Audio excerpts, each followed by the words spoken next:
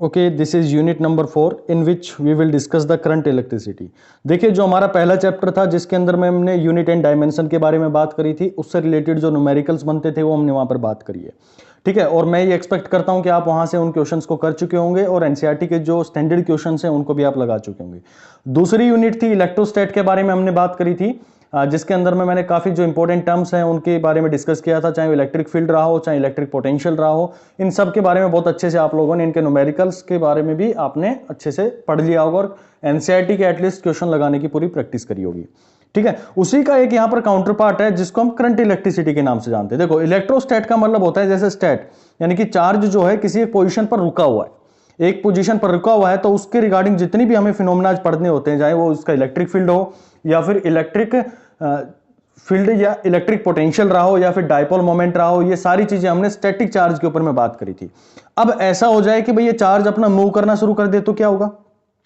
तो जब ये चार्ज अपना मूव करना शुरू कर देता है तो वहां पे कुछ नई प्रॉपर्टीज उसके साथ में लिंक हो जाती हैं और वो सारी हम पढ़ते हैं इस करंट इलेक्ट्रिसिटी के चैप्टर के अंदर में। इससे पहला जो हमने यूनिट कंप्लीट किया था मॉडर्न फिजिक्स का बीच में टॉपिक हमने उठा लिया था ताकि आप लोग कंटिन्यूअसली इलेक्ट्रिसिटी को पढ़ते पढ़ते बोर ना आ जाए। तो मॉडर्न फिजिक्स का हमने एक जो था चैप्टर वहां पे कंप्लीट कर दिया है जिसका नाम है हमारे पास में dual nature of radiation and matter के नाम से आप लोगों ने वहां पर उसको पढ़ा है भाई। ओके, अब यहां पर जो करंट इलेक्ट्रिसिटी होगी इसके अंदर में हम क्या क्या पढ़ेंगे? हाँ, मॉडर्न फिजिक्स का जो है उसको हम कंटिन्यू रखेंगे।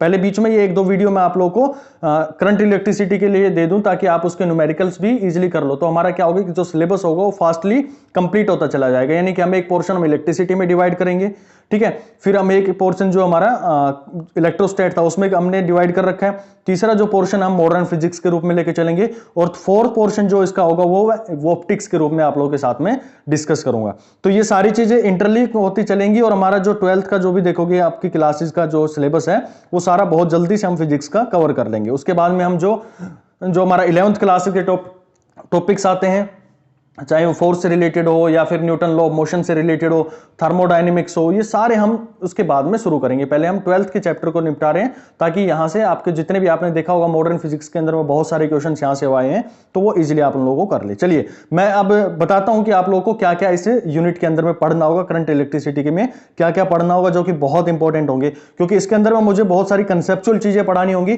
तो मैं ये जो लेक्चर होगा ये आपको व्हाइट बोर्ड पर पढ़ाऊंगा मैं, ठीक है। उससे पहले मैं आपको दिखा देता हूं क्या क्या हम पढ़ने वाले हैं। देखिए, इस चैप्टर के अंदर में हम बात बहुत ही अच्छे से इसकी डेफिनेशन मैं लेक्चर के अंदर में आप लोगों के साथ में डेवलप करूंगा कि इलेक्ट्रिक करंट आखिर हम कहते किसको हैं, और फिर उसके साथ साथ में जुड़ती हुई चीजें जैसे रेजिस्टेंस होगा, कॉम्बिनेशन ऑफ रेजिस्टेंसेज होंगे चाहे सीरीज में हो या पैरेलल में, वो सारी आप लोगों को समझ में आनी शुरू हो जाएंगी। फिर हम पावर के रिलेटेड इससे बात करेंगे, ठीक है, क्या इसकी यूनिट रहेगी, वो सारी चीजें हम इस लेक्चर के अंदर में देखेंगे। कैसे हमारे पास में कन्वेंशनल करंट होता है और जो हम करंट अभी अज्यूम करके चलते हैं वो इन दोनों में डिफरेंस क्या होता है, इन दोनों करंट्स के बारे में हम डिस्कस करेंगे। क्या हमारे पास में डेल करंट होते हैं, फिर हम मटेरियल्स क्या क्या होता है हमारे पास में, कंडक्टर, इंसुलेटर, सेमीकंडक्टर, इनकी डेफिनेशन यहाँ पे डेवलप करेंगे। फिर बिहेवियर ऑफ कंडक्टर होगा, जब आप कोई पोटेंशियल डिफरेंस उसके ऊपर में नहीं लगा रहे हैं तो क्या इफेक्ट होगा, क्या इनके मीन फ्री पाथ होते हैं, क्या रिलैक्सेशन टाइम होता है, ओके। और जब पोटेंशियल आप लोगों ने वहां पे उसके साथ में अप्लाई कर दिया, कोई कंडक्टर है आप लोगों ने उसके साथ में, जब मैं कंडक्टर की बात करूंगा तो पहले कंडक्टर की डेफिनेशन आप लोगों को समझाऊंगा, तो उसके बाद हम देखेंगे कि कैसे पोटेंशियल डिफरेंस उसके अक्रॉस में हम लगाएंगे तो क्या उसके ऊपर में फर्क पड़ेगा। फिर लास्ट हम देखेंगे इसके अंदर में ड्रिफ्ट वेलोसिटी के बारे में देखेंगे कि ड्रिफ्ट वेलोसिटी होती क्या है, कि जो हमारे पास में चार्ज है जब उसके ऊपर में पोटेंशियल लगा दिया जाता है तो वो कैसे चार्जेस मूव करते हैं, उनका जो नेट पाथ होता है वो कुछ ना कुछ वहां पर आ जाता है। जब पोटेंशियल नहीं लगाते हो तो हमारा नेट फ्री पाथ जो होता है वो जीरो हो जाता है, नेट डिस्प्लेसमेंट जो जीरो हो जाती है जिसके कारण में कोई करंट फ्लो नहीं हो पाता है। और जब हम कोई पोटेंशियल लगा देते हैं तो वहां पर क्या होगा, कुछ जो करंट है वो मूव कर फ्लो करना वहां पर शुरू कर देता है। तो ये सारी चीजें हम लेक्चर के अंदर में डिस्कस करेंगे और ड्रिफ्ट वेलोसिटी की बहुत ही बेहतरीन डेफिनेशन बनाने की और उसकी एक इक्वेशन डिजाइन करने की हम वहां पर प्रैक्टिस करेंगे जिसके ऊपर आपके न्यूमेरिकल्स पूछे जाते हैं। फिर हम कुछ इसके न्यूमेरिकल पोर्शंस को यहां पर देखेंगे और लास्ट में हम इसकी जो बहुत इंपॉर्टेंट टर्म है करंट डेंसिटी को लेकर, करंट डेंसिटी के बारे में हम इसको डिस्कस करेंगे, ठीक है। तो चलिए भाई, ज्यादा समय आप लोगों का ना लेते हुए मैं आपको अब सीधा क्लासरूम जो हमारी लेक्चर है उसके अंदर में लेके चलता हूं, ठीक है भाई। चुके थे जो हमारी इलेक्ट्रिसिटी उसके बेसिकली सारे जितने भी हमारे बेस था वो हम पढ़ चुके हैं, चाहे हमारे पास में चार्ज का कंसेप्ट रहा हो, चाहे टाइप्स ऑफ चार्ज रहे हो या फिर इलेक्ट्रिक फील्ड रहा हो या प्रॉपर्टीज ऑफ चार्जेस रहा हो, और उन सबको सम अप करके हमने पढ़ा था किस चीज के बारे में, इलेक्ट्रिक पोटेंशियल के बारे में। तो पोटेंशियल को आपने बहुत ही अच्छी तरीके से समझने का प्रयास किया था लास्ट क्लास के अंदर में। तो उसमें आपने एक चीज जानी थी कि अगर किसी भी बैटरी के ऊपर में या सेल के ऊपर में या होम जितनी भी हमारे अप्लायंसेज होते हैं उसके ऊपर में 220 वोल्ट लिखा होता है या कहीं 9 वोल्ट लिखा होता है, इन सब का मतलब क्या होता है। तो आपने जाना था कि अगर मैं कहूं कि 6 वोल्ट की मेरे पास में बैटरी है तो इसका सीधा सीधा मतलब है कि मेरे पास में नेगेटिव टर्मिनल पर जो 1 कूलम्ब चार्जेस का बंच बैठा होगा, ठीक है, तो उनके पास में जो एनर्जी होगी वो 6 जूल होगी। यानी कि उसको दूसरे टर्मिनल तक लेके जाने के लिए मुझे कितनी एनर्जी को खर्च करना पड़ेगा, 6 जूल को। यानी कि आपने कहा कि भाई मेरे पास में अगर 12 वोल्ट की बैटरी है तो इस 12 वोल्ट का मतलब क्या है भाई, इस 12 वोल्ट का सीधा मतलब है कि भाई आपके पास में एक बैटरी हम मान लेते हैं या सेल मान लेते हैं हम, तो इसके अंदर में 2 टर्मिनल्स है मेरे पास में। तो ये बेसिकली हमें पोटेंशियल डिफरेंस के बारे में बताता है, ठीक है ना। पोटेंशियल हमने बात की थी जब हम किसी एक पॉइंट, पर्टिकुलर पॉइंट की बात करते हैं तो वहां पे हम पोटेंशियल को कंसीडर करते हैं, और जब हम एक पॉइंट से दूसरे पॉइंट पर लेके जाने की बात करते हैं तो वहां पर हम पोटेंशियल डिफरेंस की बात करते हैं, अगर हम फाइनाइट पॉइंट्स की बात करें। तो यहां पर मेरे पास में 12 वोल्ट लिखा हुआ है, तो 12 वोल्ट का सीधा मतलब है कि भाई यहां पर जो 1 जूल यानी कि मेरे पास में 1 कूलम्ब चार्जेस होंगे। 1 कूलम्ब चार्ज में कितने नंबर ऑफ इलेक्ट्रॉन्स होते हैं भाई, आपने पहली क्लास में बहुत अच्छे से इसको जाना था कि 1 कूलम्ब के अंदर में होते हैं 6.25 इंटू 10⁻18 इलेक्ट्रॉन। यानी कि आपने किसी बॉडी से इतने नंबर ऑफ इलेक्ट्रॉन निकाले हैं और दूसरी बॉडी के ऊपर में डाल दिए हैं, तो जिस बॉडी के ऊपर में गए उसने नेगेटिव चार्ज गेन कर लिया और जिससे निकले हैं वहां पर उसने पॉजिटिव चार्ज गेन कर लिया। कितने कूलम्ब का, 1 कूलम्ब। इसके पास में +1 कूलम्ब आ गया और इसके पास में -1 कूलम्ब आ गया, ठीक है। तो यहां पर एक इतना बंच हमारे पास में है, तो इनके पास में जो एनर्जी होगी अकॉर्डिंग टू हमारे पास में पोटेंशियल का जो फॉर्मूला था V = work done divided by charge. तो यहां पर आपने कहा कि भाई इसको 12 जूल काम करना पड़ेगा। 12 जूल इसके पास में होनी चाहिए, कितने के पास, 1 कूलम्ब के पास में। यानी कि यहां पर जितने भी नंबर ऑफ इलेक्ट्रॉन्स होंगे उनके पास में 1 कूलम्ब चार्ज में कंसीडर कर लो तो वहां पर उसके पास में 12 जूल एनर्जी है। चाहे यहां पर मैं 6 वोल्ट की बैटरी की बात करूं या फिर मैं 5 वोल्ट की बात करूं या फिर 1.5 वोल्ट की बात करूं, तो हर किसी के सिनेरियो में वही होगा कि जो वैल्यू आपको आगे दिख रही है उतनी जूल एनर्जी है कितने के पास में, 1 कूलम्ब चार्जेस के पास में, यानी कितना बंच उनके पास में पड़ा हुआ है। चलिए, ये आपने बहुत अच्छे से समझने का कोशिश किया है। तो इसी का मैं बेस बनाते हुए आपको अब मैं जो कोर हमारे पास में इलेक्ट्रिसिटी है उसकी तरफ में ले जाने की कोशिश करता हूं। तो उसके अंदर में हमें करना क्या है, बेसिकली जो सबसे पहले हमें चीज पढ़नी होती है इसके अंदर में, वो पढ़ना होता है करंट के बारे में। बेसिकली करंट होता क्या है, ठीक है ना। अभी मैं इस पे दोबारा से आऊंगा, इस डेफिनेशन के ऊपर में, इस वर्ड के ऊपर में। पहले हम ये समझने का कोशिश करते हैं कि करंट होता क्या है, ठीक है। आपने देखा होगा कि एक पाइप है, उसके अंदर में आप पानी, जैसे मोटर चलाई तो उसके अंदर से पानी निकल रहा होता है, ठीक है। जैसे यहां पर मैं इसको पाइप मान लेता हूं और यहां से क्या हो, जैसे आपने मोटर चलाई या पीछे से आप पानी डाल रहे इसके अंदर में, तो आगे की तरफ में गिर रहा होगा पानी। यानी कि एक ही क्वांटिटी, एक ही जो हमारे पास में कोई हमारे पास में एक सिस्टम है, उसके अंदर में एक ही जो चीज है, वो एक ही इवेंट है, वो बार बार रिकर होने की कोशिश कर रहा है। यानी कि ये पानी है, बार बार क्या हो रहा है, इसको पीछे से फोर्स लग रही है और ये पानी नीचे की गिरने की कोशिश कर रहा है, ठीक है। तो ऐसी डेफिनेशन को क्या बोलते हैं, हम एक करंट बोलते हैं। यानी कि सेम जो इवेंट है वो बार बार रिकर होना शुरू हो जाए तो उस कंडीशन में हम उसको बोलते हैं कि वहां पर करंट का फ्लो हो रहा है, ठीक है। आपने पानी देखा होगा, बहता हुआ पानी आपने देखा होगा, तो वहां पर भी क्या होता है, हम बोलते हैं कि भाई करंट है उसके अंदर में, ठीक है। करंट का मतलब होता है एक तरह का फ्लो होना, चाहे वो पानी की बात करें या फिर हम किसी भी ऑब्जेक्ट के बारे में बात करें, तो जब भी कहीं पर फ्लो होता है, एक इवेंट का रिकर होता है बार बार के अंदर में, तो वहां पर एक टर्म यूज की जाती है और उसी को हम यूज करते हैं करंट के रूप में। हम इलेक्ट्रिसिटी की भाषा में इसको फिर दोबारा से यूज करेंगे, तो वहां पर हम इसके साथ में क्या वर्ड अटैच करेंगे वो अभी देखेंगे इसके अंदर में। तो मैंने आपको बताया कि मान लो मेरे पास में एक पाइप है, ठीक है, ये मेरे पास में पाइप है और इसके अंदर से मैंने क्या जा रहा है, अब यहां पर मैंने क्या कर दिया, पानी डाल दिया इसके अंदर में, और यहां पे मैं इसके साथ में यहां एक टब रख देता हूं या फिर कोई बकेट रख देता हूं, और ये पानी उसके अंदर में क्या हो रहा होगा, इकट्ठा हो रहा होगा, यहां पर इकट्ठा होता जा रहा होगा। यानी कि ये जो सिस्टम है, यहां पर जो इवेंट है वो बार बार क्या हो रहा है, नीचे की साइड में जाने की, यानी कि जो पानी है उसका एक फ्लो है, उसका एक करंट है, तो वो इसके अंदर में जाने की कोशिश करता है। तो हम यहां पर क्या कहेंगे कि यहां पर वाटर का करंट चल रहा है, ठीक है। अब मैं आपको लेकर चलता हूं अपने दोबारा से जो पहली चीजें हमने पढ़नी शुरू करी थी जब हम पोटेंशियल के बारे में बात कर रहे थे। तो पोटेंशियल में मैंने आपसे कहा था कि वहां पर हम एक बैटरी का यूज करते हैं और बैटरी को एनर्जी कहां से मिलती है, जो हमारे पास में सेल होता है उसका एनर्जी कहां से मिलती है। तो वहां पर मैंने आपका जो बेस है वो तैयार कर रहा हूं मैं। तो उसके लिए हमें सबसे पहली चीज पढ़नी पड़ती है सेल के बारे में। जब हम इलेक्ट्रिसिटी के बारे में पढ़ने की कोशिश करते हैं तो हमें स्टेप बाय स्टेप बढ़ना पड़ता है, ठीक है। जब पोटेंशियल पढ़ चुके हैं तो अब हम पढ़ते हैं सेल के बारे में। जब हम सेल पढ़ लेंगे तो उसके बाद में मैं चीजों को जोड़ना शुरू करूंगा कि क्या वायर होते हैं, क्या उसके अंदर में नंबर ऑफ इलेक्ट्रॉन्स होते हैं, कैसे वो इलेक्ट्रॉन्स का फ्लो होता है, उन सब चीजों के बारे में बात करते चलेंगे, ठीक है। तो यहां पर मैं सेल लेता हूं, ये मेरे पास में मैंने एक सेल बना लिया है और यहां मैंने इसके ऊपर में ये कॉपर की रोड लगा दी है और यहां पर मेरे पास में जिंक की रोड लगी हुई है। आपने बचपन में पढ़ा होगा, ठीक है, 8th क्लास के अंदर में जब आप थे तो यहां पर आपने सेल्स के बारे में बहुत अच्छे से पढ़ा होगा, इलेक्ट्रोकेमिकल सेल्स जो होते हैं, ठीक है। यहां पर आपने एक इलेक्ट्रोलाइट इसके अंदर में फिल कर देते हैं भाई। इस इलेक्ट्रोलाइट का बेसिकली यूज क्या होता है? इस इलेक्ट्रोलाइट का यूज ये होता है कि यहां पर ये हम यूज करते हैं इसको H2SO4 के नाम से इसके अंदर में यूज करते हैं, यानी कि सल्फ्यूरिक एसिड यहां पर यूज करते हैं और यहां पर हम जिंक यूज करते हैं और यहां पर हमारे पास में कॉपर की एक इलेक्ट्रोड होती है। अब इसके अंदर में चलेंगे क्या रिएक्शंस, कहां से इसको एनर्जी मिलेंगे, तो मैं थोड़ा सा आपके केमिस्ट्री बढ़ाने की कोशिश करता हूं, केमिस्ट्री की तरफ मोड़ने की कोशिश कर रहा हूं आपके पास में, ठीक है। तो जैसे आपने H2SO4 इसके अंदर में डाला है भाई, ठीक है। दूसरा एक सॉल्यूशन मैं आपको कहूं कि ZnSO4, ये दो सॉल्यूशन है मेरे पास में। जब हम इनको लिक्विफाई कर देते हैं तो यहां पर ये टूटता है किसके अंदर में, हाइड्रोजन के अंदर में 2 आयंस, और ये किसे में टूटेगा, ये मेरे पास में SO4 2 आयंस, 2 नेगेटिव हो जाते हैं इसके अंदर में, या फिर 2 माइनस कर दो यहां पर, या फिर 2 प्लस लिख दो, आपकी मर्जी। जैसे भी 2 प्लस प्लस लिखोगे तो भी उसका मतलब वही है, यहां पर 2 माइनस लिखोगे उसका भी मतलब ये है कि भाई ये जो है ये आयंस में टूट चुके हैं, ठीक है ना। जब हमारे पास में बॉन्ड्स होती हैं, इनकी टूटती हैं तो आयंस में टूट जाते हैं। इनको रिप्रेजेंट करने का तरीका ये होता है कि हाइड्रोजन जो होता है उसके ऊपर में 2 प्लस लिख देंगे और जो हमारे पास में सल्फर होते हैं, सल्फ्यूरिक होता है, उसके ऊपर में हम 2 माइनस लिख देते हैं। उसी तरह से यहां पर मेरे पास में ZnSO4 है, तो ZnSO4 है, ये भी टूटेगा किसमें, Zn2 प्लस में, और SO4 2 माइनस के अंदर में। तो यहां पर हमें करना क्या है कि भाई अगर हम इस सॉल्यूशन की बात करें, इस सॉल्यूशन की बात करें तो इसके पास में जो एनर्जी होती है वो लेट अस सपोज मेरे पास में 15 जूल होती है, मान के चलते हैं हम, और यहां पर जो एनर्जी है इसके पास में 20 जूल है भाई।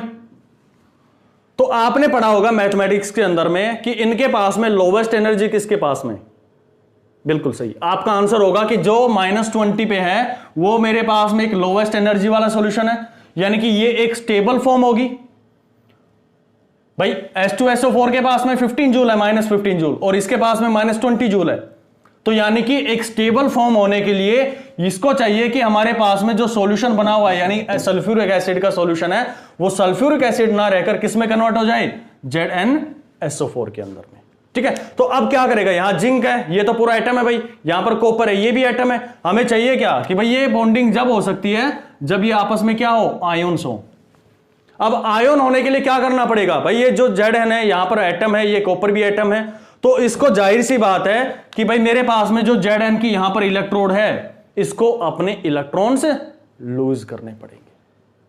बात समझे कि ये जो मेरे पास में मेटल है ये अपने इलेक्ट्रॉन्स को लूज करेगा, और जो नंबर ऑफ इलेक्ट्रॉन्स है यहां पर मैं मानूं कि लेट अस सपोज 2 इलेक्ट्रॉन इसने यहां से लूज करे, तो अब यहां पर ये क्या बन जाएगा, इस जगह पे ये बन जाएगा Zn2+, यानी कि आपने 2 इलेक्ट्रॉन लूज कर दिए हैं, वो 2 इलेक्ट्रॉन यहां पर पहुंच गए जो कि निकलने का इंतजार कर रहे हैं कि भाई कब उनको रास्ता मिले और कब वो आपसे निकल जाए। इनका रास्ता कहां पर कंप्लीट होगा, इनका रास्ता पॉजिटिव पर जाने के बाद कंप्लीट हो जाता है, ठीक है। तो यहां पर ये मेरे पास में नंबर ऑफ इलेक्ट्रॉन यहां से निकल के आ गए। ऐसे क्या हो रहा होगा, कंटिन्यूअसली हमारे पास में रिएक्शन चल रही होंगी, Zn2 पॉजिटिव बार बार बन रहे होंगे, यानी कि ये आयन बन रहा होगा। ये पूरा सिस्टम अपने आप को स्टेबल फॉर्म में ले जाने की कोशिश कर रहा होगा।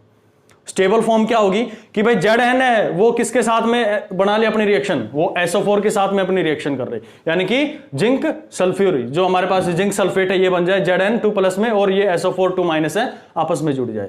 तो ऐसे बार बार रिएक्शन हो रही होगी और नंबर ऑफ इलेक्ट्रॉन्स यहां पर क्या हो रहे होंगे, इकट्ठे हो रहे होंगे। अब यहां से जो एनर्जी इसकी ब्रेकडाउन हुई है, कितनी ब्रेकडाउन इसमें जरूरत पड़ी भाई, इसको -5 जूल इसने क्या किया, आपने रिलीज कर दी एनर्जी। तो यही एनर्जी किसको मिलेगी, यही एनर्जी मिलेगी जो यहां पर इलेक्ट्रॉन्स के बंच बैठे हुए हैं, और ये जो एनर्जी गेन कर लेंगे, मान लो आपने कहा ना कि भाई मैं 1.5 वोल्ट की जूल की बात करूं, तो ये जो जूल एनर्जी होगी ये कहां से मिलेगी, जब ये बॉन्डिंग हो रही है आपस में, यहां से इनको बॉन्ड मिल रही है। तो मैंने जो आपको बताया था ना कि 1.5 वोल्ट बैटरी का मतलब क्या है कि यहां पर जो नंबर ऑफ इलेक्ट्रॉन्स है उनके पास में एनर्जी है 1.5 जूल। या 6 वोल्ट की बात करूं मैं तो 6 जूल कहां से मिली भाई? वो जब ये आपस में अपने स्टेबल फॉर्म की तरफ जाने की कोशिश करते हैं तब इनको ये एनर्जी मिल जाती है, क्योंकि हमारे पास में अगर Zn और सल्फ्यूरिक की बात करें तो इनमें से जो हमारे पास में स्टेबल सॉल्यूशन होगा वो होगा ZnSO4 का। बात समझ आई कि कहां से इलेक्ट्रॉन्स के पास में एनर्जी आती है? यानी कि आपका एक कंसेप्ट यहां पर क्लियर हो जाना चाहिए कि भाई सेल है तो उसके पास में हमारे पास में क्या होगी? एनर्जी होगी। जो सेल आप देखते हैं ना कि एक उसके पास में पॉजिटिव टर्मिनल होता है और एक उसके पास में नेगेटिव टर्मिनल होता है, वो यहीं से जाएगा रास्ता। जो नेगेटिव टर्मिनल होता है उस बैटरी के अंदर में, उसका मतलब होता है कि वहां पर नंबर ऑफ इलेक्ट्रॉन्स है वो ज्यादा है, और जहां पर पॉजिटिव होता है उसका मतलब है कि वहां पर नंबर ऑफ इलेक्ट्रॉन्स की डेफिशिएंसी है। ठीक है, अब क्या होगा इसके अंदर में? यहां पर नेगेटिव चार्ज आ जाएगा। मैं इसमें ज्यादा डेप्थ में नहीं जाने की कोशिश करूंगा क्योंकि ज्यादा डेप्थ आप इसका ऑलरेडी 8th क्लास के अंदर में पढ़ चुके होंगे। तो यहां पर ये नेगेटिव बन गया तो जाहिर सी बात है कि भाई कॉपर हमारे पास में क्या होगा? ये पॉजिटिव हो जाएगा। अब किसी का क्वेश्चन आना चाहिए कि भाई ठीक है आपने इनको आपस में जोड़ दिया तो इलेक्ट्रॉन तो यहां से यहां फ्लो कर गए, यहां पर बताओ क्या फ्लो करेगा? तो यहां पर भाई जो हमारे पास में ये टूटेगा ना, जो सल्फ्यूर होगा, जो हमारे पास में सल्फ्यूरिक एसिड होगा, ये क्या होंगे? आयोन्स होंगे। ये आयोन्स हमारे सेल के अंदर में मूव कर रहे होंगे, तो हमारे पास में कंटिन्यूअस साइकिल बन जाएगी कि यहां से Zn के 2 इलेक्ट्रॉन निकले, यहां से घूमेंगे, एनर्जी खत्म करेंगे और वापसी यहां आते हुए फिर दोबारा एनर्जी यहां पर क्या होगा? आयोन्स करेंगे। कौन से आयोन्स? जो हमारे पास में सल्फ्यूरिक एसिड से टूटे थे। तो कंटिन्यूअसली एक साइकिल चलती रहेगी और ये इलेक्ट्रॉन जो वो एनर्जी गेन करते रहेंगे। चलिए, यानी कि हमने एक सिस्टम तैयार कर लिया है, हमने सेल के बारे में जान लिया कि सेल के पास में एनर्जी कहां से आती है। भाई अभी ये तो बताओ कि करंट क्या है? आपने तो चैप्टर शुरू किया था करंट का, लेकिन आप पहुंच गए सेल के ऊपर में। करंट बताओ क्या है? चलिए अब करंट के बारे में आपको बताने की कोशिश करता हूं। तो इसके लिए मैं एक छोटा सा एग्जांपल आपके सामने और लेके चलता हूं। उसके लिए मुझे थोड़ा सा आपको माइक्रोस्कोपिक लेवल पर समझाने की कोशिश करेगी। देखिए बुक के अंदर मैं बात करूं मैं आपसे, तो बुक की लैंग्वेज के अंदर में सिर्फ एक डेफिनेशन दी गई होती है कि rate of flow of charge through given area या गिवन क्रॉस सेक्शनल एरिया।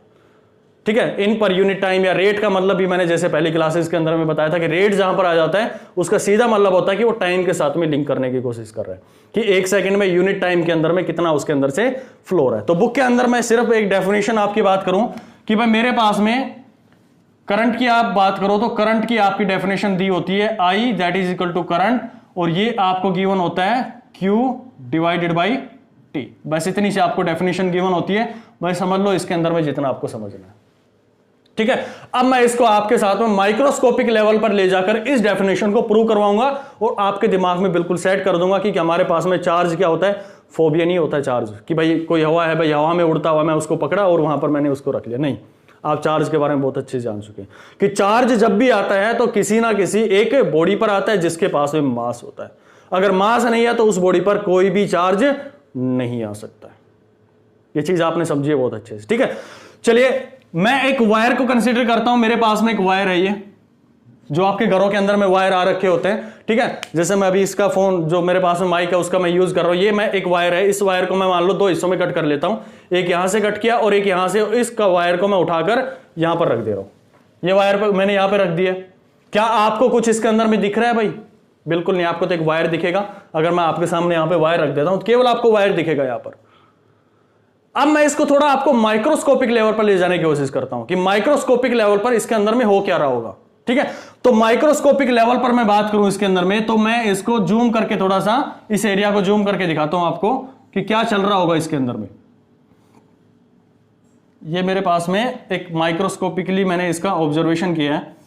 तो आपने देखा होगा जब हम पहली क्लासेस के अंदर में पढ़ रहे थे कि जो भी हमारे पास में मेटल होते हैं, मेटल के आते हैं तो उस एटम के अंदर में बीच में एक न्यूक्लियस होता है। ठीक है, और नंबर ऑफ जो इलेक्ट्रॉन्स होते हैं उसके बाहर सेल्स के अंदर में क्या कर रहे होते हैं? मूव कर रहे होते हैं। ठीक है, चाहे K सेल ले लो, L सेल ले लो, M सेल ले लो, जो भी हमारे पास में आउटर सेल रहती है, जो भी हमारे पास में आउटर सेल रहती है उसके अंदर में क्या हो रहा है? जो भी नंबर ऑफ इलेक्ट्रॉन्स अगर कंप्लीट नहीं है, यानी कि 8 का ऑक्टेट होता है, 2 8 8 18 इस तरह से हमने चीजें बात करी थी, तो अगर वो कंप्लीट नहीं है तो हम क्या बोलते हैं कि वहां पर उसके पास में क्या है? वैलेंस इलेक्ट्रॉन है, और वही रेस्पॉन्सिबल होते हैं किस लिए? फ्री इलेक्ट्रॉन्स के लिए। और उन्हीं को हम क्या नाम दिया था कि वही मेरे पास में एक फ्री इलेक्ट्रॉन का काम करते। तो वही चीज मैं यहां पर आपके सामने रिप्रेजेंट करने की कोशिश करता हूं कि मान लो मेरे पास में नंबर ऑफ इलेक्ट्रॉन्स है, ये इलेक्ट्रॉन्स है, ठीक है। और ये इलेक्ट्रॉन्स ऐसे नहीं आए होंगे भाई, इनके साथ में इनके एटम्स भी होंगे। यानी कि जब हम एटम्स की बात करते हैं तो ये मैंने जो ब्लैक मार्कर से मैं रिप्रेजेंट कर रहा हूं, ये इनके एटम है जो कि अपनी पोजीशन से नहीं जा रहे हैं, केवल ये अपनी मीन पोजीशन पर वाइब्रेट कर सकते हैं। इस वाइब्रेट वर्ड का मैं आगे यूज करूंगा। जो मैंने यहां पर बताया ना कि अपनी पोजीशन पर ये वाइब्रेट करते हैं, वो हमें आगे एक नए कंसेप्ट को तैयार करने में हमारी हेल्प करेगा। ठीक है। तो यहां पर मैंने आपसे कहा कि भाई ये नंबर ऑफ इलेक्ट्रॉन्स है, ये इनके एटम्स हैं, जिनके बीच में क्या होगा, न्यूक्लियस और प्रोटॉन्स होंगे, और बाहर इलेक्ट्रॉन जो है वो रिवॉल्व कर रहे होंगे। तो मैंने यहां पर एक इलेक्ट्रॉन यहां पर कंसीडर किया, लेट अस सपोज ये मैंने वैलेंस इलेक्ट्रॉन यहां पर इनका कंसीडर कर लिया, जो कि फ्री है मूव करने के लिए। तो होता क्या है कि भाई जब भी आप इन बॉडीज को एक आसपास में लेके आओगे या रब करते हैं, तो आपने देखा था कि एक इलेक्ट्रॉन एक बॉडी से उठकर दूसरी बॉडी में चला जाता है। ठीक है। एक दूसरे से उठ के तीसरे में चला जाता है, और तीसरे से उठ के चौथे में चला जाता है। देखा था आपने कि होल नाम की कोई चीज नहीं होती है, एक इलेक्ट्रॉन उठेगा दूसरी बॉडी पर चला जाएगा, उसके पास में डेफिशिएंसी हो गई है तो पीछे से जो होगा उसका इलेक्ट्रॉन उसके ऊपर में आ जाएगा। इसके पास में डेफिशिएंसी होगी, अगले वाले का उठ के इसके पास में चला जाएगा।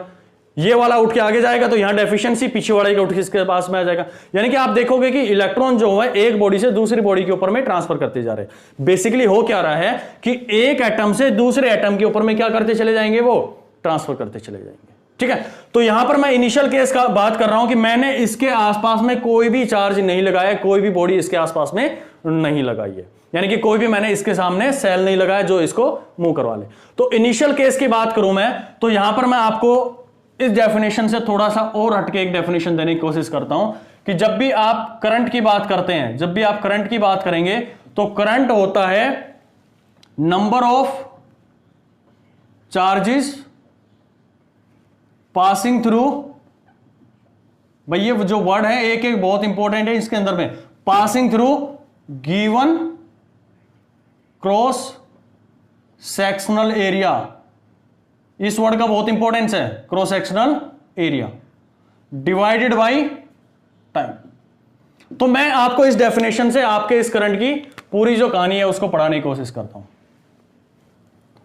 यहां पर मैंने क्या लिखा आपके सामने, आपने एक डेफिनेशन बुक के अंदर में पढ़ी है कि I is equal to Q by T.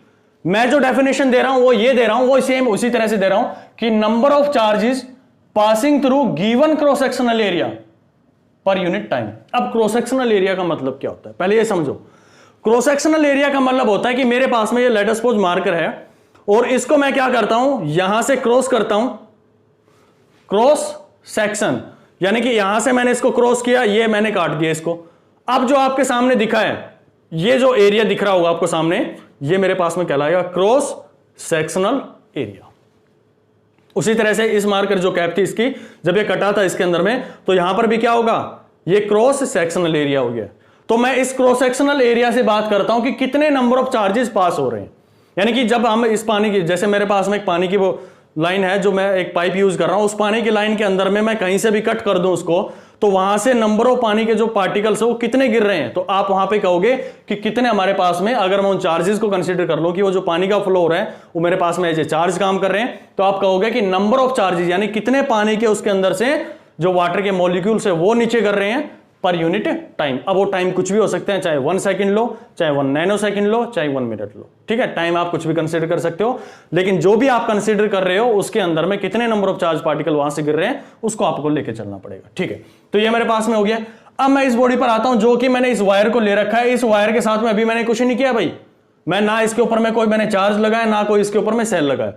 तो अब क्या होगा, यहां पर मैं खड़ा हूं, इस पॉइंट पर मैं देख रहा हूं कि भाई कोई चार्ज बाहर आ जाए। यहां पर मैं इस, क्योंकि मैंने इस वायर को कट करके यहां से क्रॉस सेक्शन देख रहा हूं ना, तो क्या करेंगे, ये इलेक्ट्रॉन नो डाउट थर्मल जो हीट हो रखा होगा, टेम्परेचर हो रखा होगा, अपने पॉइंट्स पर मूव करेंगे, और ये मूव करने के लिए कोशिश करेंगे यहां से।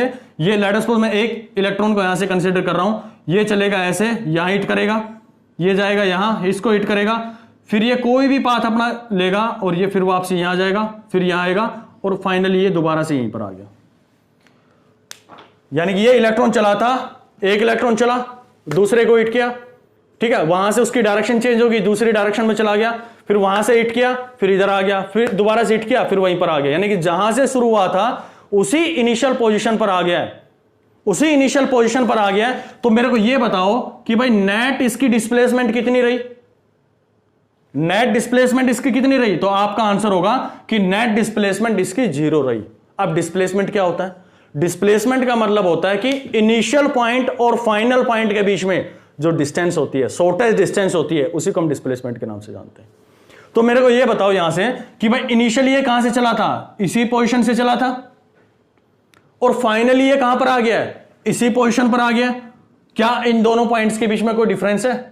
Answer is no. क्यों? क्योंकि यहां पर डिस्प्लेसमेंट हमारी क्या हो गई है, शॉर्टेज जो डिस्टेंस है वो 0 हो गई है। अगर 0 हो गई है तो ये इलेक्ट्रॉन की भी यही होगी, सभी इलेक्ट्रॉन्स की क्या हालत रही होगी, सभी की जो नेट डिस्प्लेसमेंट होगी वो क्या हो जाएगी, 0 0 0 0। आप यहां पर बैठे हुए हैं, आंखें बिछाएं कि भाई अब इलेक्ट्रॉन आए, अब इलेक्ट्रॉन आए, कोई भी इलेक्ट्रॉन यहां से निकलकर नहीं आएगा।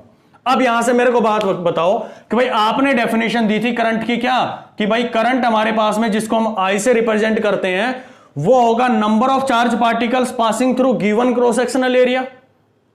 इस क्रॉस सेक्शनल एरिया से कितने नंबर ऑफ चार्ज पार्टिकल निकले भाई, मैंने 1 सेकंड इसको ऑब्जर्व किया, कोई इलेक्ट्रॉन नहीं आया, अगले दूसरे सेकंड मैंने ऑब्जर्व किया, कोई इलेक्ट्रॉन नहीं आया, ऐसे बैठा रहा। क्यों नहीं रहा भाई, पहली चीज तो ये बताओ मेरे को।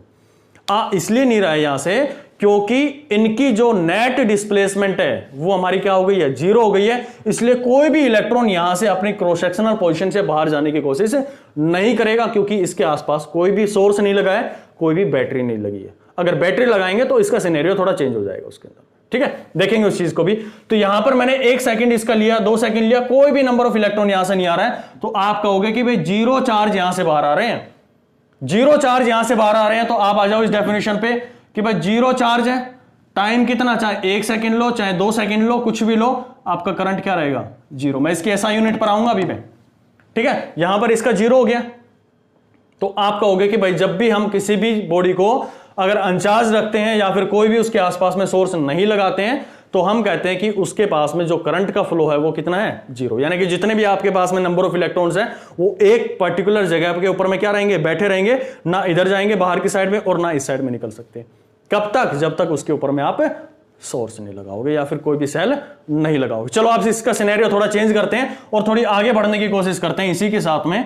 तो इसी को मिटा देते हैं, यहीं पर दूसरा मैं बनाने की कोशिश कर लेता हूं। चलो पहला केस हमने देख लिया भाई।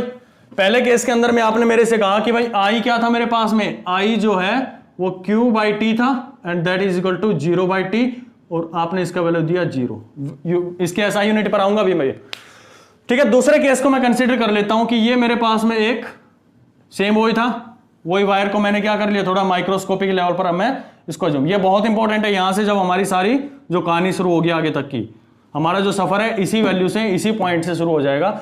अब मैं क्या करता हूं, ये मैंने एटम्स कंसीडर कर लिया भाई, ये मेरा एक एटम, ये दूसरा, 6 मैंने यहां पे consider, infinite number of atoms हो गए इसके अंदर में, जो कि कैसे रहे होंगे, उनके अंदर में बीच में एक हमारे पास में क्या रहा होगा, एटम रहा होगा, और बीच उसके अंदर में न्यूक्लियस और न्यूट्रॉन और प्रोटॉन उसके अंदर में रहे। बाहर क्या कर रहे होंगे, उसके अंदर में इलेक्ट्रॉन्स क्या कर रहे होंगे, रिवेल कर रहे होंगे कंटिन्यूअसली उसके अंदर में, ठीक है। तो इसके ऊपर में जो इलेक्ट्रॉन्स होंगे यहां पर मैं कंसीडरेशन में ले लेता हूं, इलेक्ट्रॉन इलेक्ट्रॉन फिर इलेक्ट्रॉन, ये इलेक्ट्रॉन्स हो गए। चलिए अब मैं यहां पर क्या करता हूं, एक सोर्स लगा देता हूं। अब सोर्स का मतलब क्या है कि भाई जो मेरे पास में बैटरीज थी उन बैटरी को मैं उठा के ले आता हूं। यहां पे मैंने इस बैटरी को, अगर मैं इस बैटरी का सिंबल बनाने की कोशिश करूं तो आपने पढ़ा होगा कि भाई अगर एक सेल का आप सिंबल बनाते हो तो सिंबल के अंदर में आपको यूज करना होता है एक छोटी लाइन और एक मेरे पास में बड़ी लाइन। तो इस बड़ी लाइन का मतलब होता है कि वो हमेशा रिप्रेजेंट करेगा पॉजिटिव टर्मिनल को, और जो मेरे पास में छोटी लाइन होती है ये रिप्रेजेंट करता है नेगेटिव टर्मिनल को। यानी कि नेगेटिव टर्मिनल का मतलब होता है कि उस पॉइंट पर इलेक्ट्रॉन्स हैं, और यहां पर मतलब है कि वहां पर इलेक्ट्रॉन्स की डेफिशिएंसी है।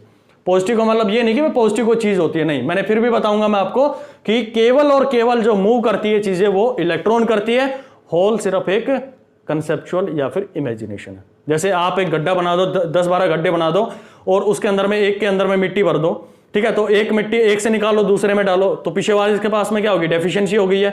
यानी कि एक इलेक्ट्रॉन को निकाला दूसरे गड्ढे में डाल दिया आपने, ठीक है, दूसरे मिट्टी निकाली और अगले में डाल दी, तो पीछे वाले में डेफिशिएंसी हो गई है। तो आपको दिखेगा कि इलेक्ट्रॉन इस साइड में मूव कर रहा है, यानी कि जो मिट्टी आप डालते जा रहे हो आगे मूव कर रही है, और होल क्या कर रहे हैं, पीछे की साइड में मूव करते जा रहे हैं। दोनों की क्या होगी, अपोजिट डायरेक्शन हो जाती है। तो ठीक उसी तरह से जो मूव करती है वो केवल और केवल इलेक्ट्रॉन्स करते हैं, होल सिर्फ एक हमारे पास में इमेजिनेशन है जिसका कोई भी हमारे पास में यूज नहीं है। ठीक है, आपको इलेक्ट्रॉन को ही कंसिडर करके चलना पड़ेगा अगर फिजिक्स पढ़नी है तो। चलिए, तो यहां मैं इसके सामने एक सोर्स लगा देता हूं, ये मैंने एक सोर्स लगा दिया और ये मैंने लगा दिया एक बैटरी। बैटरी लगाई है, सेल लगाई है भाई, बिल्कुल सही, ये मेरे पास में सेल है। अगर मैं बैटरी लगाता तो इसके साथ में अगर मैं एक से ज्यादा सेल कनेक्ट कर देता हूं, ठीक है, अगर ये सिंबल मैं 2 बार यूज कर देता तो मैं क्या कहता, अगर ऐसे यूज कर देता, ये मेरे पास में ये ऐसे, अगर ये यूज कर देता एक सेल और ये मेरे पास में दूसरा सेल, तो वहां पर क्या हो जाती है, नंबर ऑफ बैटरी सेल हमारे पास में 2 हो गए, तो हम कहते हैं कि ये मेरे पास में एक बैटरी बन गई। मैं यहां पर पूरा कंसीडरेशन एक सेल के ऊपर में लेके चल रहा हूं आपके साथ में। चलिए, मैं यहां से इसको एक कनेक्ट कर देता हूं, लो भाई ये कनेक्शन मैंने बना दिया। क्या ये सही है कनेक्शन करना? Answer is no. मुझे कुछ ना कुछ एक स्विच जरूर लगाना चाहिए। ठीक है, जब भी आप कोई भी कनेक्शन करते हैं, कोई भी इलेक्ट्रिकल कनेक्शन करते हैं, तो आपको कोशिश करनी चाहिए कि वहां पर एक स्विच लगा दो। जिससे क्या होगा कि कोई भी हमारे शॉर्ट सर्किटिंग या किसी भी तरह का डैमेज होने से हम बच जाते हैं। तो हमेशा एक हैबिट बना लो कि जब भी आप कोई सर्किट बनाओ अपने क्वेश्चंस के अंदर में, जब आगे चीजें और पढ़ेंगे, तो हमेशा उसके अंदर एक स्विच जरूर लगाया करो। स्विच का यही सिंबल होता है, आपने पढ़ा होगा 8th क्लास के अंदर में, ये हमारे पास में स्विच का सिंबल होता है। अगर मैं इसको नीचे कर दूंगा, ऐसे एरो बना दूंगा, तो इसका मतलब है कि नीचे की साइड में क्लोज हो जाएगा, और ऊपर की साइड में इसको एरो को दिखा दूंगा तो मतलब है ये ऊपर की साइड में ऑन हो चुका है। चलिए, अब यहां पर मैं इसको एक कंसिडरेशन में लेके चल रहा हूं कि मेरे पास में 6 वोल्ट की बैटरी है भाई, मैं इसको 6 वोल्ट की बैटरी मान के चल रहा हूं। तो इस 6 वोल्ट की बैटरी मानूं या सेल? सेल मानेंगे ना, क्योंकि यहां पर मेरे पास में क्या है, मैंने सिर्फ 2 यहां पर सिंगल यूज किया है, तो आपको ये सेल ही यूज करना है। मेरे साथ फ्लो में बैटरी मत बोल दिया करो, सेल है भाई ये। ठीक है, तो यहां पर मैंने जो सेल कंसीडरेशन में किया है, तो इस 6 वोल्ट का मतलब बताओ मेरे को जल्दी से, अगर आपने पीछे का कंसेप्ट ढंग से पढ़े हैं तो इसका सीधा मतलब है कि भाई जो मेरे पास में नेगेटिव टर्मिनल है, उस नेगेटिव टर्मिनल पर, नेगेटिव टर्मिनल कौन सा होगा, जिसके पास में छोटी हमारे पास में लाइन यूज कर रखी होगी। ये सिंबल होते हैं जो हमारे पास में बाय डिफॉल्ट यूनिवर्सली हर जगह पे यूज किए जाते हैं। तो इसका मतलब है कि इस पॉइंट के ऊपर में जो एनर्जी होगी वो होगी 6 जूल, और यहां पर हम इसको अज्यूम करके चलते हैं कि इसके पास में होगी 0 जूल। अब मैं स्विच को कनेक्ट कर दिया, तो स्विच जैसे ही कनेक्ट होगा तो अब क्या होगा, इसके अंदर में ये मेरे पास में स्विच कनेक्ट हो चुका है। अब जो इलेक्ट्रॉन्स होंगे, ये इलेक्ट्रॉन्स क्या होंगे, पूरे इस मेटल के अंदर में होंगे। जो वायर मैं यूज कर रहा हूं भाई, मेटेलिक वायर ही है पूरा, तो इसके अंदर में फ्री इलेक्ट्रॉन्स होंगे। तो अब जो सिनेरियो मैं बताने जा रहा हूं, उस सिनेरियो को बहुत अच्छे से आपको समझने की कोशिश करना है। ठीक है, अब होगा क्या कि ये जो इलेक्ट्रॉन है, यहां से जब जो इलेक्ट्रॉन यहां पर बैठा होगा, यहां पर जो इलेक्ट्रॉन बैठा होगा, उसके पास में कितनी एनर्जी होगी भाई, 6 जूल होगी। क्यों? क्योंकि आपने अभी जस्ट थोड़ी देर पहले सेल के बारे में पढ़ा था कि नेगेटिव टर्मिनल पर एनर्जी कहां से आई, जो इलेक्ट्रोलाइट ने अपनी एनर्जी खत्म की थी यहां से जब डिसोसिएट हुआ था और इसके साथ में Zn के साथ में बॉन्ड बना रहा था, और जब इसमें आयन बनाया इसने, तो अपने इलेक्ट्रॉन्स यहां से रिलीज करेगा और उनको अपनी एनर्जी दे देता है। तो वही एनर्जी यहां पर बैठी है, जो कि तैयार बैठे हैं कि भाई यहां से इलेक्ट्रॉन अभी निकल जाएं, लेकिन हम उनको निकलने नहीं दे रहे थे। क्यों? हमने किसी के साथ में इसका कनेक्शन नहीं बनाया था। अब मैं यहां पर क्या कर दिया, इसका कनेक्शन यहां पे मैंने इसको कनेक्ट कर दिया।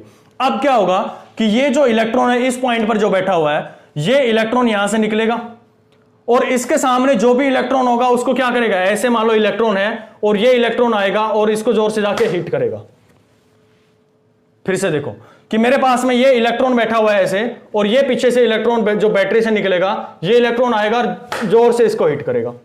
अब जोर से हिट करेगा तो क्या होगा उससे कि इसकी जो एनर्जी है, इस इलेक्ट्रॉन की जो एनर्जी है कितनी थी, 6 जूल, इसके अंदर में चली जाएगी, 6 जूल एनर्जी चली जाएगी और ये अपनी पोजीशन से थोड़ा सा आगे आ जाएगा, थोड़ा सा आगे आ जाएगा, यानी कि अपनी पोजीशन पे क्या हो रहे होंगे, ये वाइब्रेट हो रहे होंगे और फिर वापसी चला जाएगा, यानी कि अपनी पोजीशन पे क्या कर रहा होगा, वाइब्रेट कर रहा होगा। अब ये एनर्जी आपने इसको दे दी है, अपने ये एनर्जी इसको दे दी है, तो ये जाके हिट करेगा इसको। ये इलेक्ट्रॉन ऑलरेडी आगे आ चुका था, अब ये इलेक्ट्रॉन आगे आएगा, ये अपनी पोजीशन यहां पर बदल लेगा। ये जो 6 जूल एनर्जी थी अब किसको ट्रांसफर हो जाएगी, इसके पास में। कैसे होगी भाई, सेम वही केस हमारे पास में कि ये इलेक्ट्रॉन बैठा हुआ है और ये इस इलेक्ट्रॉन के पास में एनर्जी आ गई और जोर से आगे इसको हिट करेगा। जैसे हिट करेगा इसको एनर्जी मिल जाएगी according to the rule of collision, जो हम पढ़ेंगे आगे, कोलिजन के थ्रू हमारे पास में एनर्जी कैसे ट्रांसफर होती है। ठीक उसी तरह से ये कंटिन्यूअसली क्या हो रही होगी, एनर्जी ट्रांसफर हो रही होगी, एनर्जी ट्रांसफर हो रही होगी, ऐसे यहां पर आ गई एनर्जी।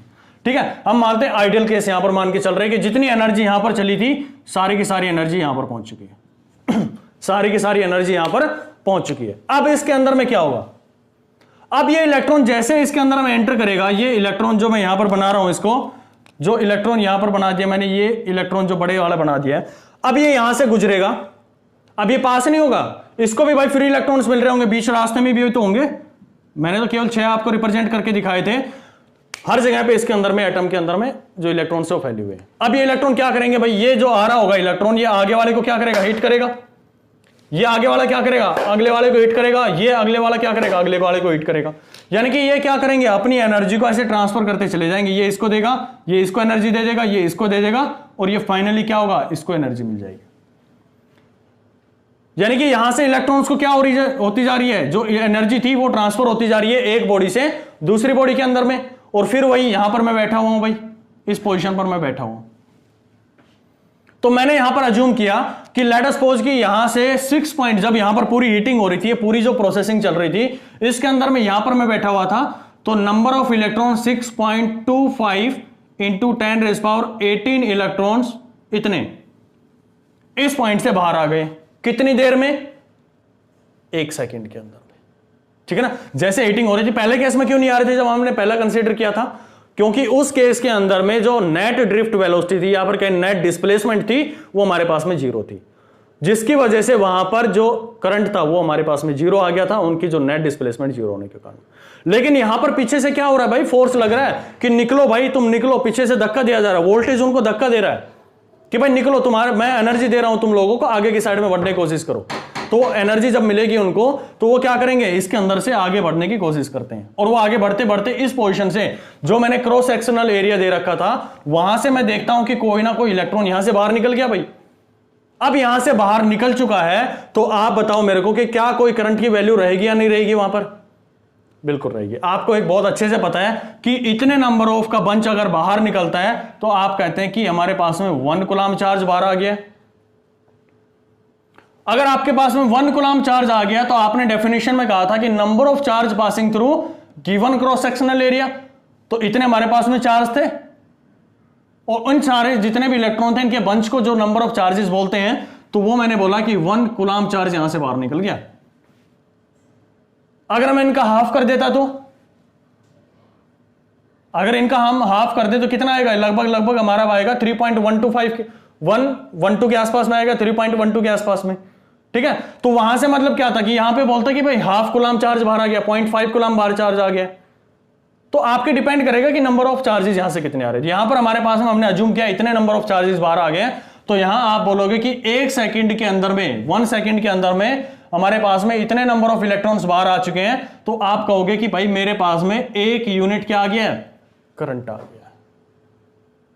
ठीक है ना, अब इस करंट की यूनिट पर आता हूं मैं। अब यूनिट की बात करें, तो करंट की बात करें तो यहां यूनिट की बात होगी कि भाई ये कूलम्ब है, तो कूलम्ब, टाइम क्या सेकंड है, पर सेकंड।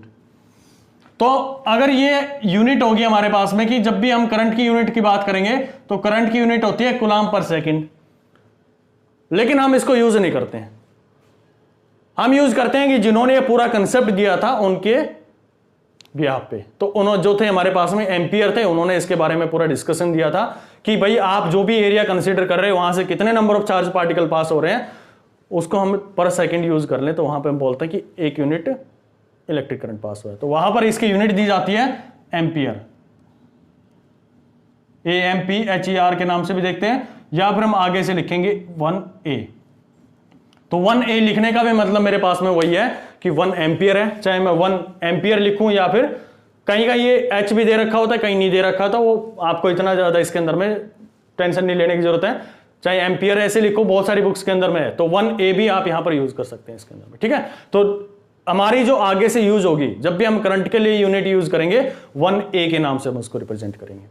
ठीक है, तो यहां पे मेरे को लगता है कि आपको कंसेप्ट क्लियर हो जाना चाहिए कि क्या हमारे पास में करंट होता है। अगर करंट आपको चीजें समझ में आ जाती तो इन सब से बेसिस पे हम उठ के आगे बढ़ेंगे और जो कि हमारे कंसेप्ट होंगे ओम्स लॉ के ऊपर में पहुंचेंगे और ओम्स लॉ को पढ़ते पढ़ते एक बहुत ही खूबसूरत टॉपिक के बारे में बात करेंगे जिसको हम रेजिस्टेंस के नाम से जानेंगे। ठीक है, तो होप सो आपको चीजें समझ में आएंगे क्या हमारे पास में करंट होता है। करंट की डेफिनेशन पे नहीं रुकना होता है कि क्यू बाई टी हो गया, क्यू बाई टी का मतलब भी समझना होता है कि भाई आप जो भी वायर कट कर रहे हो, कुछ भी कट कर रहे हो, आप किसी भी पोजीशन पे, जैसे पाइप लिया था तो पाइप के अंदर में भी आपने ये यूज किया। ठीक है, एक बैटरी लिया मैंने, उसके अंदर में जो हमारे पास में वायर था, जैसे हमने यहां पे कनेक्शन किया तो इलेक्ट्रॉन्स ऐसे मूव कर रहे हैं, आप बीच में से काट दो, क्या कोई इलेक्ट्रॉन फ्लो करेगा भाई फिर उसके बाद में? जी नहीं, क्योंकि आपको अगर कनेक्शन करना है, पूरा इलेक्ट्रॉन्स का फ्लो करवाना है तो क्या होगा? हाँ, यहां पर अब बात आई कि ये इलेक्ट्रॉन्स कहां जाएंगे, ये इलेक्ट्रॉन्स भाई लोड फिरकर कहां जाएंगे, जो भी वायर के अंदर में इलेक्ट्रॉन्स होंगे वो सारे वापसी आएंगे और यहां पर जो हमारे पास में जो गैप है, गैप का मतलब होता है कि उसके अंदर में इलेक्ट्रोलाइट भरा हुआ है, वो यहां पर दोबारा एनर्जी गेन करेंगे और वापसी यहां से मूव करते चले जाएंगे, ऐसे मूव करते रहेंगे और कंटिन्यूसली इनका पाथ बनता रहेगा। हम कहेंगे कि क्या हो गया? करंट का फ्लो हो गया या फिर करंट यहां से मूव कर गया। तो अब मैं इस डेफिनेशन पर आता हूं कि जब चार्जेस के बारे में बात करें, जब पानी का फ्लो आपने बात किया तो वाटर करंट के नाम से जाना, जब हवा फ्लो कर रही है तो एयर करंट के नाम से जानते हैं। यहां पर कौन फ्लो कर रहा है भाई? इलेक्ट्रिक चार्ज फ्लो कर रहे हैं, इसलिए डेफिनेशन में मैं नाम जोड़ देता हूं, क्या? Electric current. आई होप आपको ये चीजें समझ आ रही होंगी। ठीक है, तो आगे से जब भी मैं आपको इलेक्ट्रिक करंट के बारे में बात करूं तो सीधा आपके दिमाग में एक ही चीज आनी चाहिए कि भाई मैं किसी एक क्रॉस सेक्शनल एरिया पे खड़ा होकर उसको ऑब्जर्व कर रहा हूं और वहां से मैं देख रहा हूं कि कितने इलेक्ट्रॉन्स बाहर निकल रहे, कितने नंबर ऑफ इलेक्ट्रॉन वहां से बाहर निकल रहे। अगर कोई भी नहीं आ रहा है तो मतलब करंट जीरो है, अगर वहां से कोई इलेक्ट्रॉन वहां से बाहर निकल के आ रहा है तो इसका मतलब वहां पे करंट का फ्लो हो रहा है। ठीक है, एक क्वेश्चन लिखो, उसी को मैं थोड़ा सा और एक्सप्लेनेशन के साथ में आपको करवाने की कोशिश करता हूं कि मेरे पास में एक चार्ज है एक इलेक्ट्रॉन है जो कि फ्लो कर रहा है एक सर्कुलर पाथ में with n number of revolutions पर सेकंड। तो बताओ मेरे को कितना उसके अंदर से करंट फ्लो होगा? कोई भी मैंने एक चार्ज लिया है, एक इलेक्ट्रॉन ही मान लेते हैं कि इलेक्ट्रॉन है, एक वायर के अंदर में सर्कुलर पाथ ट्रेवल कर रहा है, एक सेकंड में n नंबर ऑफ रिवॉल्यूशन लगाता है, तो बताओ कितना नंबर उसके अंदर में से करंट फ्लो होगा? चलिए, जो कर सकता है करो भाई जल्दी जल्दी।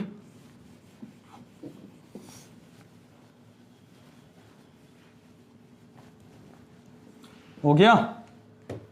चलो नहीं हुआ है तो देखो, मैं यहां पर जो आपसे बात कर रहा हूं वो ये कर रहा हूं कि मैंने एक सर्कुलर पाथ लिया, क्योंकि हमने दिया है कि वायर है उसके अंदर में करंट फ्लो हो रहा है इन ए सर्कुलर पाथ, और कितने नंबर ऑफ रिवॉल्यूशन लगा रहा है? ई है ये, ई इलेक्ट्रॉन है, ये ई चार्ज होगा उस इलेक्ट्रॉन पर, और ये नंबर ऑफ रिवॉल्यूशन लगा रहा है कितना?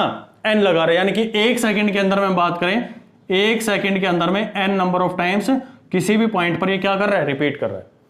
मैं यहीं से अपना ऑब्जर्वेशन लेता हूं, मान लो यहां पर हम खड़े हो जाते हैं, बाहर की साइड में, इस साइड में यहां पर हम खड़े हो जाते हैं, मैं यहां से देख रहा हूं भाई ये गया, वापसी आ गया, मैंने कहा कि भाई एक इलेक्ट्रॉन आ गया, एक नंबर ऑफ चार्ज बाहर आ गया, क्योंकि मेरे को तो आंखों मुझे नहीं पता कि कौन आ रहा है कौन नहीं आ रहा है, लेकिन मैं एक पाथ को देख रहा हूं तो मुझे पता है कि भाई उसके अंदर से मेरे को दिखना चाहिए कि चार्ज बाहर आ रहा है। फिर थोड़ी देर के बाद में मैंने देखा कि एक दोबारा से इलेक्ट्रॉन घूम के आ गया, सेम इलेक्ट्रॉन ही घूम रहा है, फिर देखा कि थोड़ी देर के बाद में फिर आ गया, ऐसे देखता गया, एक सेकंड में बाद देखा कि ये इलेक्ट्रॉन जो था वो n टाइम्स बाहर आ चुका है, यानी कि अगर मैं इन सबको जोड़ूं तो ये मेरे पास में n टाइम्स तक जाएंगे, तो टोटल मेरे पास बताओ कि भाई अगर ऐसे सम दे दिया जाए तो कितना होगा ये? तो टोटल चार्ज आप कहोगे कि मेरे पास में NE बार आ गया, यानी कि number of charges passing through given cross sectional area. मैं क्रॉस सेक्शनल एरिया किसको मान रहा हूं? इस पॉइंट से मैं कट करके मान रहा हूं भाई इसको। ठीक है, यहां पर मैं खड़ा हुआ हूं इस पोजीशन के ऊपर में, इस एरिया को मैं कंसिडरेशन में लेके चल रहा हूं, तो यहां से कितने नंबर ऑफ इलेक्ट्रॉन्स बाहर निकल रहे हैं? NE आ रहे हैं। क्यों आ रहे हैं? क्योंकि n टाइम से बार बार में यहां से क्या हो रहे हैं? रिपीट होते जा रहे हैं। कितनी देर में आए? यानी कि मेरे पास में टोटल चार्ज आ गया, टाइम मेरे पास में कितना है? 1 सेकंड मैंने दिया है कि 1 सेकंड में एनी टाइम आता है।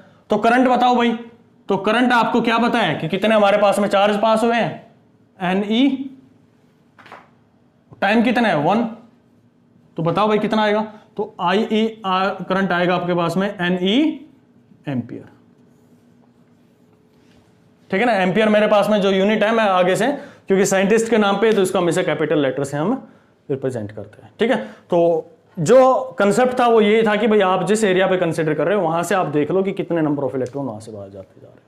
ठीक है, तो आगे की जो क्लासेस होगी उसके अंदर में हम देखेंगे, हाँ कन्वेंशनली जो करंट होता है, कन्वेंशनली जो हम अज्यूम करते हैं कि इलेक्ट्रॉन का फ्लो कहां से था भाई, इलेक्ट्रॉन्स का जो फ्लो था वो था negative to positive, negative terminal से जाके और ये पॉजिटिव टर्मिनल पर खत्म हो रहा है।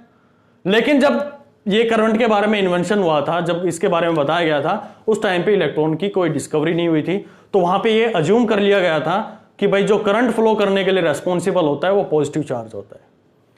तो कन्वेंशनली बोला जाता है कि पुराने जो हमारे जो तौर तरीके थे उनके हिसाब से हम बोलते हैं कि करंट जो होता है वो पॉजिटिव टू नेगेटिव, यानी कि ऐसे फ्लो करता है। इस वे में हमारे पास में, यानी कि जो पॉजिटिव होगी पॉजिटिव से निकलेंगे और ऐसे घूम के और हमारे पास में क्या हो जाएंगे, नेगेटिव पर जाकर टर्मिनेट हो जाएंगे। लेकिन एक्चुअल में ट्रेवल कौन करता है भाई, आज हम जो थ्योरी के हिसाब से बात करें तो इलेक्ट्रॉन ट्रेवल करते हैं, और इलेक्ट्रॉन्स का फ्लो कैसे होता है, ऐसे चलता है। अगर आप ये पॉजिटिव मानो ये नेगेटिव मानो तो इलेक्ट्रॉन्स का फ्लो ये होगा, और पॉजिटिव का जो हम मानते हैं लेकिन होता नहीं ऐसा, वो ऐसे फ्लो करेगा। तो उसी को स्टैंडर्ड मान लिया जाता है कि कन्वेंशनल करंट है पॉजिटिव टू नेगेटिव जाता है, और जो इलेक्ट्रॉन्स होते हैं वो नेगेटिव टू पॉजिटिव चलते हैं। तो आपके एग्जाम में पूछा जाए कि कन्वेंशनल करंट का फ्लो कौन सा होता है, तो आप हमेशा लिखोगे पॉजिटिव टू नेगेटिव लिखोगे, लेकिन इलेक्ट्रॉन्स का फ्लो हमेशा नेगेटिव टू पॉजिटिव होता है, क्योंकि एनर्जी जो ट्रांसफर करने के लिए काम आएंगे वो कौन आएंगे, हमारे पास में इलेक्ट्रॉन्स होंगे, वही एनर्जी को ट्रांसफर करने के लिए रेस्पॉन्सिबल होते हैं। चलिए आज का लेक्चर यहीं पर खत्म करते हैं, और अगले जो लेक्चर होंगे उसके अंदर में ओम्स लॉ के बारे में बात करेंगे, ठीक है, और इलेक्ट्रिकल रेजिस्टेंसेज आ जाएंगे, उनके बारे में बात करेंगे, और वहां से बहुत खूबसूरत एक हमारा एक सफर शुरू हो जाएगा।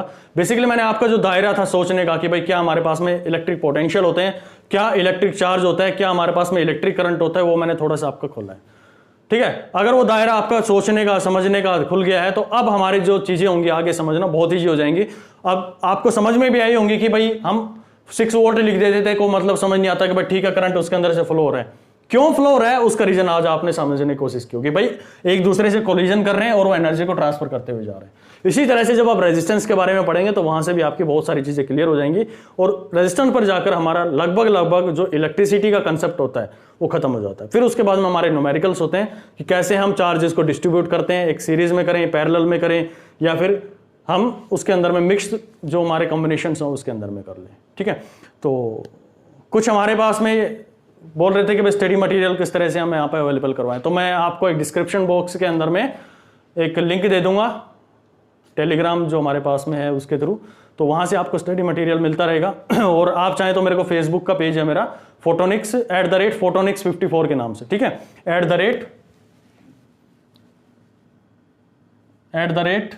@फोटोनिक्स PHO फोटोनिक्स 54 के नाम से है भाई।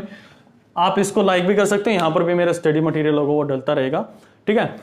और बिल्कुल इसी तरह से जो आपको लोगो दिख रहा होगा ना ऊपर की साइड में, ऐसा लोगो होगा, P बना होगा उसके ऊपर में, और उसको आप सब्सक्राइब कर लेंगे तो वहां पे भी आपको अपडेट्स मिलती रहेंगी। और जो टेलीग्राम चैनल है उसके अंदर में मैं डिस्क्रिप्शन बॉक्स में आपको लिंक दे दूंगा, वहां से आप उसको ज्वाइन कर लेंगे, वहां पर भी आपको मटेरियल प्रोवाइड हो जाएगा। चलिए ठीक है, मिलते हैं। आई होप आप लोगों ने जो लेक्चर था वो देख लिया होगा और बहुत अच्छे से उसकी डेफिनेशंस वहां पर डेवलप कर ली होंगी आप लोगों ने। और उसके बाद में हमने जो भी करंट की चीज़ें रही होंगी, जैसे कैसे हमारे पास में करंट फ्लो करता है, कैसे हम एक एरिया को कंसिडर करते हैं और वहाँ से कितने चार्ज पार्टिकल निकलते हैं तो हम उसको करंट मानते हैं, उससे रिलेटेड एक दो न्यूमेरिकल्स भी आपने वहाँ पर देखे होंगे। तो ये चीज़ें थी भाई करंट को लेकर। इसके बाद में हम आगे पढ़ेंगे रेजिस्टेंस को लेके कैसे उसका इफेक्ट होता है, और उस लेक्चर के बाद में हम इसके न्यूमेरिकल्स के ऊपर में अप्रोच करेंगे।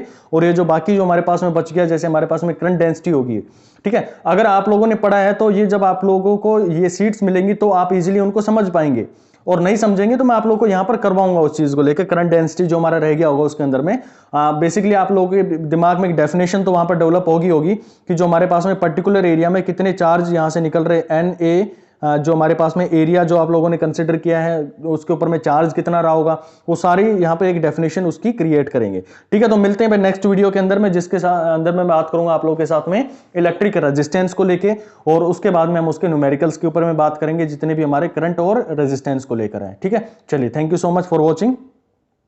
बाकी जो टेलीग्राम के लिंक है और बाकी जितने भी सोशल साइट्स के लिंक है भाई वो डिस्क्रिप्शन बॉक्स में दे दिए गए हैं, जिसको ज्वाइन करना है बड़ी खुशी के साथ में वहां पर ज्वाइन कर सकता है भाई, ठीक है। वहां पर रेगुलर जो भी अपडेट होंगी लेक्चर के रिगार्डिंग या फिर कोई भी अदर अपडेट होगी वहां पर आप लोगों को प्रोवाइड कर दी जाएगी। ओके।